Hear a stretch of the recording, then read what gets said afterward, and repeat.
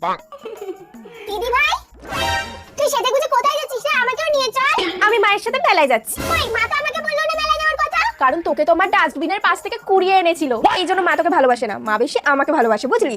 তুই মিথ্যে কথা বলছিস আমাকে। যা, বিশ্বাস না হলে মাকে গিয়ে জিজ্ঞেস করে নে। আমি আর কারোর সাথে কথাই বলবো না। কি রে বোন, তুই একা একা কাঁঠাল খাচ্ছিস, আমাকেও দে। তোর যদি খেতে ইচ্ছা করে তুই গিয়ে নিয়ে আয়।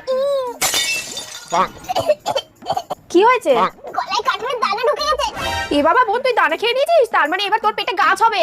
না না, তুই মিথ্যে কথা বলছিস। আমি তোকে মিথ্যে কেন বলবো, আমি তো সত্যিই বলছি। আমাকে কাঁঠাল দিবি না তাই তো? এবার দেখ কেমন লাগে। ইকির মিকির চাম চিকি। কি রে বোন, তুই এখনো ঘুমাসনি কেন? কেন? আমি খেলছি, কি হয়েছে? তুই জানিস যে বাচ্চারা অনেক রাত অবধি জেগে থাকে তাদের সাথে কি হয়? তাদেরকে এসে ভূত তুলে নিয়ে যায়। এই দেখ দিদি ভাই, আমি কিন্তু ঘুমিয়ে পড়ছি। আর ভূত আসবে না